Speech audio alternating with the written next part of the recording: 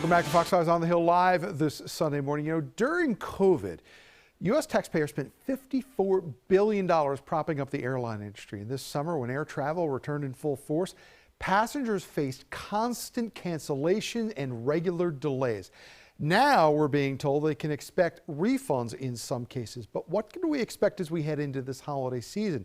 We want to welcome in Vikkie Walker this Sunday morning. She covers the travel industry and writes Travel with Vikkie. Vikkie, thanks for joining us. Let's start with Thanksgiving. People are going to be able in large part to travel as they want to. Are the airlines up to this job?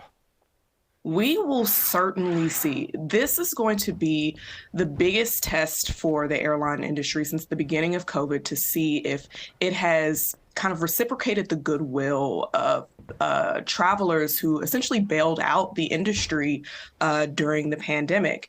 And so we don't want a repeat of what we saw during the summer in terms of long lines, cancellations, and delays.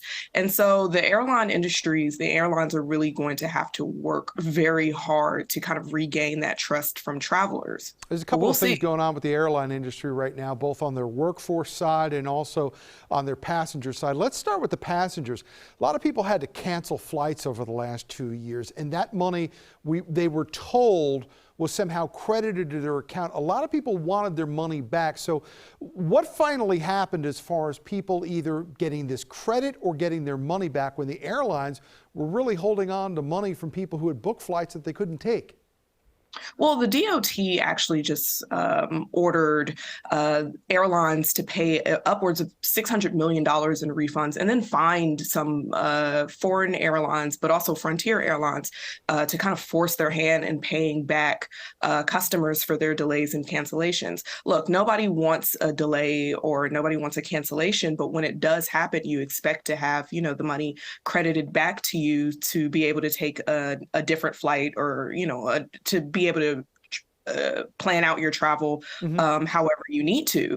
But as we saw, that didn't necessarily happen. And so the Department of Transportation is really kind of forcing the airlines' hands in terms of getting consumers back their money. Vikkie, one of the things that we've been seeing is the airlines saying they're having trouble finding pilots, finding flight crews.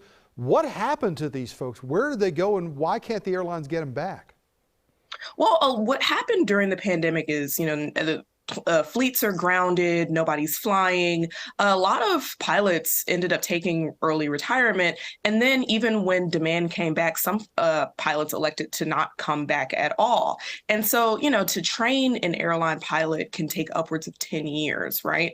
And so it's not something that, you can pluck people off the street and then put them into a cockpit. That's just not, feasible at all. And so, this is a really big issue, and it's going to take years. It's going to take upwards of 5 years to really kind of staff back up the cockpits to kind of pre-pandemic levels. Vikkie, I want to throw this up. You have a couple of suggestions for people traveling on the highway. Have a backup plan. Book a refundable ticket for your car, your train, or your bus ticket. Book refundable tickets. Consider travel insurance and buy directly through the airlines. What are you seeing about pricing out there right now? Not only about airlines, but also buses and trains as well, Vikkie. Well, what we're seeing is kind of massively high demand, which is kind of pushing up the pricing. It is true that, airlines definitely have been pushing up airfare, especially as we come towards Thanksgiving. But even according to some stats that I pulled from the Bureau of Transportation Statistics, between Q1 and Q2 of this year, airfare out of DC's 3 airports increased $70. And that's something that may not seem like a lot, but for families, people who are traveling with multiple people, that can be a cost that they don't necessarily want to burden themselves. Yeah. And as we say back in Jersey, Vikkie, that's not nothing. All right, we appreciate Vikkie Walker joining us this morning. We hope everybody has a happy and safe travel season for this Thanksgiving and throughout the holidays. Vikkie, we thank you.